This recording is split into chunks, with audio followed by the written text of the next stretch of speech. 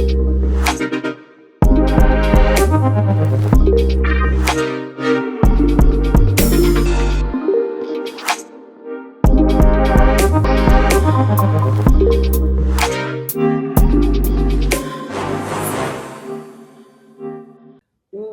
everybody. Thank you so much for joining us again. This is another episode of Breaking the Glass Ceiling podcast brought to you by the School of Politics, Policy, and Governance.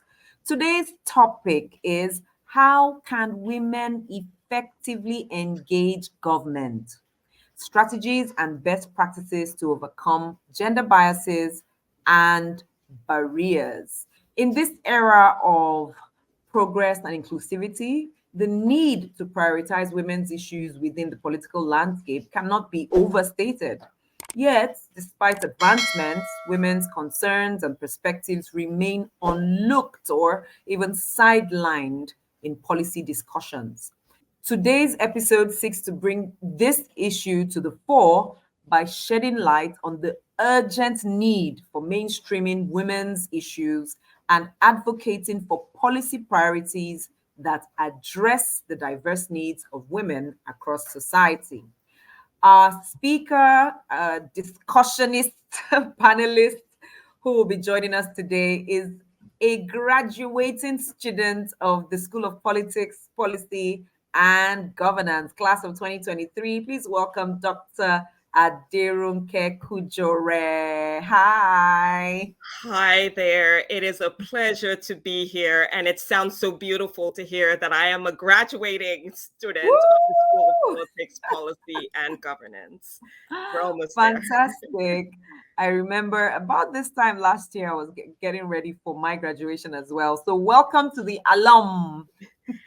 Thank you so much. Thank you. And your voice has been one of those very prominent voices from the class of 2023. You're always speaking up concerning issues and all. So I am delighted and honored to host you to this conversation today.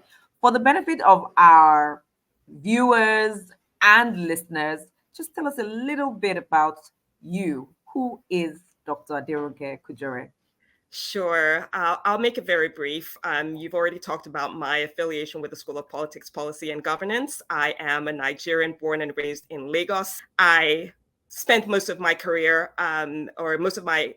beyond secondary education in the United States, doing a lot of projects for both private sector and governments and government, including things like implementing various projects for the SBA and for the United States government around COVID or around system implementations. But beyond that, I'm also the founder of Aderonke Foundation that has 3 core programs. One of them, All Nigeria Reads, where we have about 105 children's library locations across the country. Tech Savvy Nigeria, where we are in thousands of schools across the country, teaching children about how to use computers, mostly in underserved communities. And then we're also teaching leadership, what it means to be good leaders across the country, again, in thousands of schools. I think last year we reached over 50,000 children across Nigeria. So that's a little bit about me, and I'm glad to be here. Fantastic. What an honor to have you. So I'll jump into the questions right away, seeing that you already have this background in engaging and pushing forward to the 4 issues that concern people who are underserved.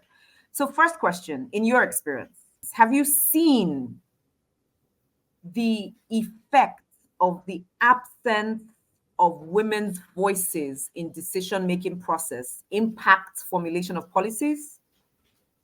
Is there an example that you might want to share? Sure. It is definitely at the forefront of my mind, especially in Nigeria.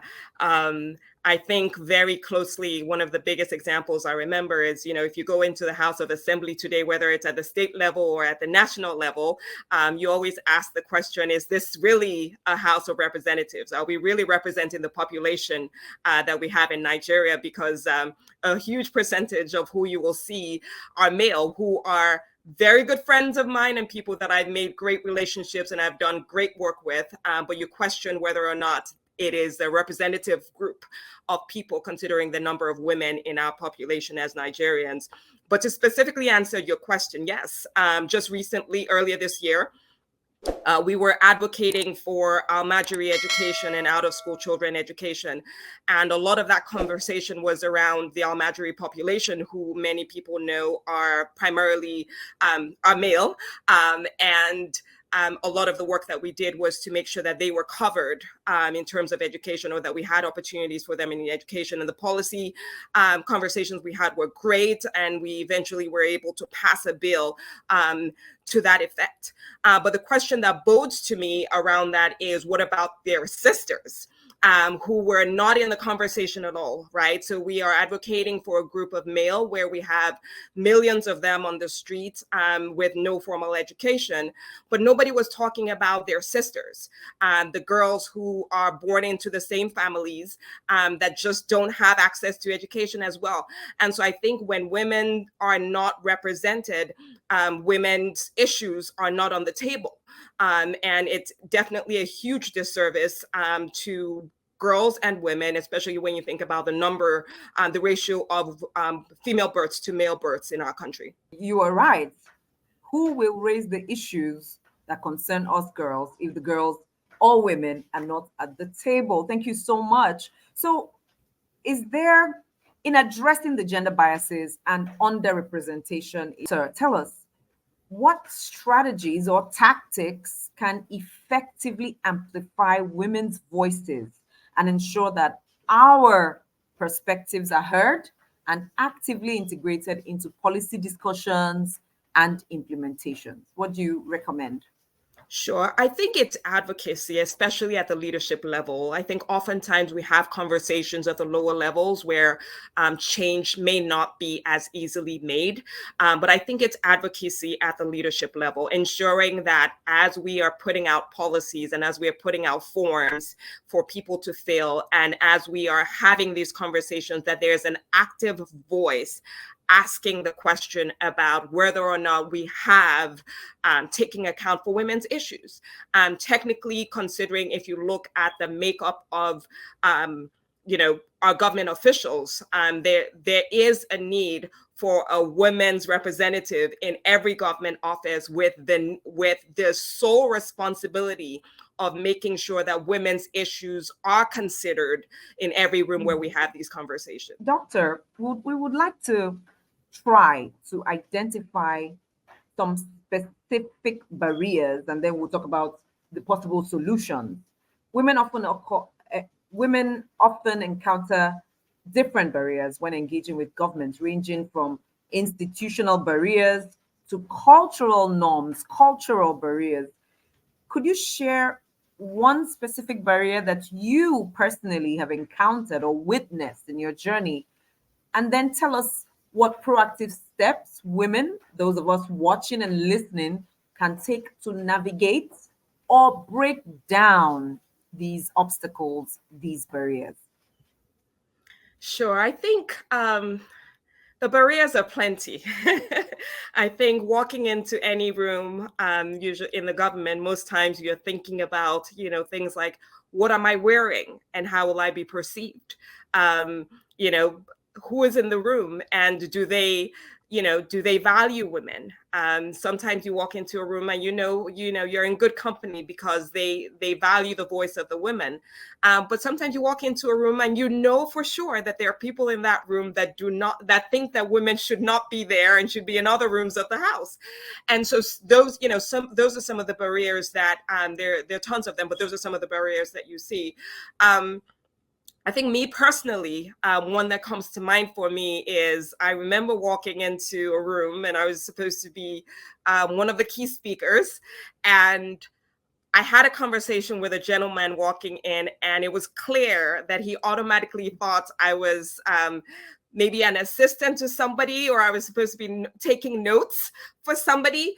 And it was cute to almost, listen to him and giggle in my head, and also watch his face when I got on the podium, and his mouth literally dropped because obviously he had addressed me as a nobody until he saw me on the stage. So I think those are some of the barriers, just culturally, institutionally. Sometimes it's personal bias when people have not seen educated or successful women in leadership and in government, they assume that they don't exist. And so to take that a little forward in terms of how do we address this, there's so many ways that we could, but one of them I think that we need to do more of is amplify the voices and the profiles of women in government and women in leadership. I think the more we see them, the more society begins to understand that they exist. And it is okay, it is normal, it should be expected that women will serve in leadership roles, that women are educated, and women have a lot of value to add to our country. So amplifying their voices, I would say, would be one big example.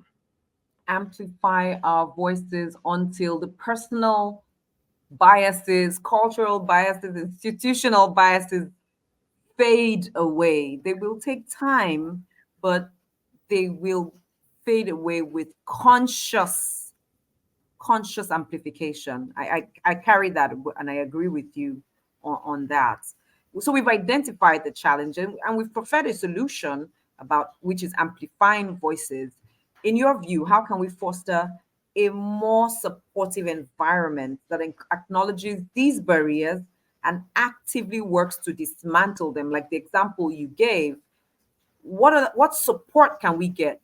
Are there any insights into ways that we can empower women and maybe men to help us overcome these hurdles so that we can assert our influence in the government sphere? Sure. I think there are a number of things that we can do. Advocacy is definitely one. I sort of hinted to this earlier that I still believe that because of the dynamics that we have today, that there is or should be a role for a woman in every room where her sole responsibility is to ensure that women's views, women's perspectives are being heard and women are being supported in the room. Because oftentimes, even when you have the token woman in the room, she is concerned about how she's being perceived and may not be able to fully advocate the rights of women outside the room. And so I still think that there is a seat in every room for a woman's advocates to be able to speak to that outside of the issues. Beyond that, mentoring. Again, we cannot understate the importance or the value that mentoring brings to women. And so women being mentored by women, women being mentored by men. I think if you go into our religious institutions, you always hear, bring a visitor next week, right? Bring a guest next week. I think we need to have that type of a culture in government where it is almost required that the men and the women in the room are making intentional efforts to bring a woman into the room, right? So when you're thinking about who are you grooming for that next, House of Representative member, or who are you grooming for that next, legislator in any way, or person, government person in any way, that you're specifically thinking about bringing women in, because we have a long way to be able to get full representation from women in those leadership roles. So those are a couple examples. Affinity groups are always key. Sometimes you have a few women in there, but they're not connected. Or there's the popular conversation around women don't support women. I think being deliberate about making sure that we have affinity groups where women can go in and talk about the issues that they experience in and prefer ways to actually address them would be another example. Okay. Thank you. Thank you so much. Now let's assume that someone doesn't have mentorship, no affinity group, or she's in a place where advocacy levels are very low or non-existent. And she also struggles with asserting herself. She's struggling with self-doubt, the popular imposter syndrome. She's hesitant, and she limits herself. So now it's not about the society or the institutional barriers itself. So please share if you have some specific communication strategies or techniques that have helped you to effectively convey your perspectives without talking yourself down. And even when that little small voice was talking you down in your head, how were you able to overcome her? Please share Sure. with someone who is listening. Sure. So a couple things I would recommend that have worked for me over time. I remember this lesson from Howard University undergraduate school, and it was around in the U.S. The issue more so is around race. And the conversation there is that oftentimes you would have to work harder as the minority to get the same opportunities that the majority has. And I believe that also transcends into this space of gender in Nigeria, where as women, with all of what you have said, it is important for us to prepare and over prepare before we get into these rooms. Focus on the issues and ensure that we are prepared. You've thought about who your audience is, you've thought about the perspective of your audience, and you are prepared to address all of that even before the questions are asked. So I think intentional preparation is key there. I think it's also important to remember that we're all human beings, right? So I think sometimes we forget that men are human beings as well. We all brush our teeth, we all sleep, we all wake up, we all do the same things in many instances. So I think that reminder that we're all human beings and we all have our strengths. Somebody said, no one can tell your story better than you because it is your story. And so reminding ourselves as women of these things help in those rooms. And then the last thing I would say, which I found sometimes women don't think about, is around emotions, right? Sometimes the conversations might get heated. And as women, oftentimes there are times when women are more easy to show emotion, right? A woman is hurt by a particular issue and the tear almost wants to drop. It's important to know the impact of things like that, of showing emotions in some environments and excusing yourself. It is absolutely okay to take a step out of a room, to go get a drink of water, to go use the restroom. It is absolutely okay. Sometimes women force themselves to sit in the room and not get up when it's time for them to sort of walk out and get a little bit of fresh air. So that's the last thing I will suggest, taking a break when you need a break. Take a break. Why is it that I know the answer should be obvious, but why do we do that? Why do we hold ourselves to standards higher than we hold other people to? What do you think? I think it's because we're not comfortable in our seats yet, right? When you are the minority, you are not comfortable, right? Because you are the only one in the room, or you're one of two in the room, and your focus is still on how do I hold my seat, compared to maybe your male counterpart who is sitting very comfortably, in their seat. There is no question or concern about whether or not they are invited to the table, right? Whether or not they have a seat at the table. So I think we are oftentimes still questioning whether or not we should be at the table, still trying to ensure that we hold our seat at the table. It's almost like they give us a seat, but we're sitting at the edge, right? We're not fully taking our space in the room. And so I think some of those things is what really affects it. But again, mentoring and some of those other things that we've talked about should help remind women that you deserve a seat and your voice is actually oftentimes most important in those rooms. Thank you for saying that.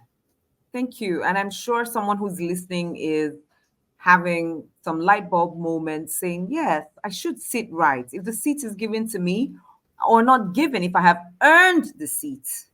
And if I have also been given by way of affirmative action, though I qualify for it, then I should own it, sit and enjoy it enough to pull someone else in. Because I'm linking this to something you said earlier, that if a woman is in the room, she might be so focused on wondering if she's okay, if she's the right fit, that she cannot look toward bringing another woman in. She doesn't mean to forget to put the ladder down for someone else to climb in. She's just so busy trying to ensure she's okay within the space.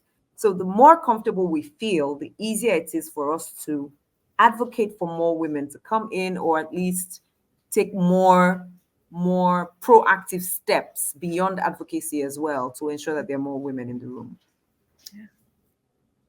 Yeah. So that leads me to my next question about collaboration. You did mention affinity groups. You did mention mentorship, but I'd like us to dig deeper just a little bit and ask you to share from your own personal experience about where building a network or alliance significantly contributed to your growth. Because we hear all women groups, this groups, that groups. Some of them are not only women groups, they're women and men, but they're supposed to help build something toward more women being in power. We call some of these programs he for she programs, but many people are skeptical. Like, do these things really work? Some women have also joined one or two groups like this or associations, communities like this, and didn't get the results that they sought. So, do you have a personal experience that could shed more light as to how, what significance some network or alliance brought to you? And in the same breath, if there is a woman right now who is an aspiring leader, how can she proactively seek such collaborations? Where should she look? What should she do? Over to you, Doc. Sure. No, those questions are loaded, so I'll try to touch on all of it. Thank I you. think from a group perspective, um, there are many benefits, right? The more people know you, the more people know your name, the more opportunities that they're able to call you into. I'll give you a specific example. I literally was in my bedroom one Saturday and I got a call from someone at the School of Politics, Policy, and Governance, another classmate saying, Aderonke, I know you're into education. I need you to speak to someone. And one thing led to another. That particular phone call that I picked up led to, we're currently in the middle of building a children's library in Kanke local government in in Jos Plateau State. We've had conversations with several of their former legislators, their current legislator, and their local government chairman. So there's a lot, and this all came from presence in a group of people who had like minds and knew who I was and what I did. So that is one example. But I think beyond affiliating with groups, there's more to it. Because oftentimes people join groups and don't get the benefit that they want out of it because the relationship piece is missing, right? You have to think of groups as a collection of individuals. And for us to get the best value as women out of those groups, we actually have to build and foster relationships with the individuals, which means that I have to take time out to reach out to people that I've met and say, hey, how are you doing? Check on them, check on their families, see what their priorities are, understand what their goals are, understand what their interests are, so that those things can come together at the right time. But if you just join a group and you sign your name on the sign up sheet, it may not bring you anything. But if the people in the group know who you are, what your goals and your vision is, and you also know them likewise, then those synergies begin to happen. And I think that's the key. That is key. That is so profound. Don't just be in a group or within an affiliation of like minds, but be useful, be seen, be heard, be known, be trusted. Don't fall into that trap that many women fall into where we go, well, I'm just here to do what I can do. I don't want to be in anybody's face. Be in somebody's face, right? I'm taking the words out of Dr. Aderonke's mouth and I'm turning it into mine. And I'm saying, be in someone's face. If people cannot remember you, if people do not know you are there, how do they speak for you? How do they make recommendations? How do they provide opportunities for you if they don't know what solutions you can provide? I think that's so key. That's so instructive. So to anyone who is listening and you belong to any affiliation of women's groups or other political groups that should help you be more, to break that glass ceiling, be known, be seen, be heard. Say with me, come on, say with me, say, I am a solution provider. So provide solutions and people will recognize and somehow, someone, somewhere, including the universe, will ensure that the ceiling above you is broken up, because you are actually the one breaking it. The universe is just is just cooperating with you because of these action steps that you have taken. I thank you so much for that. I have maybe one or two more questions to go. So today's episode is, how can women effectively engage governments? Strategies and best practices to overcome gender biases and barriers. When we're talking about some of the barriers and some of the strategies or tactics, solutions to overcome these biases and barriers. So, my last question, or last but one question, is about engaging with government. For entering the world of governments, engaging entering the world of engaging government can feel overwhelming. A lot of women may not know where to start from, especially for those who have never been in the process. For example, I know that I never really engaged before. So coming into the political space, the government space, at some point I was like, what should I be saying? Where should I be going? You know, what? Because it could be a bit overwhelming. What essential steps do you, doctor, recommend for women considering running for office, but maybe uncertain about the mechanics of candidacy and campaign process? I know you haven't run, but I also know that you have your unique insights into these areas. So please shed some light to this sister of yours that you may not know, but is listening and intends to run. Yeah, no, you're correct. I have not run, and I'm still pondering that space a little bit. But I have spent a good amount of time, especially this year, engaging the government. And it's been a number of very productive sessions that I've had. And I think what I would advise to a woman or lady who is interested in government is a couple things. First of all, to take time to clarify for oneself what one's vision and mission is.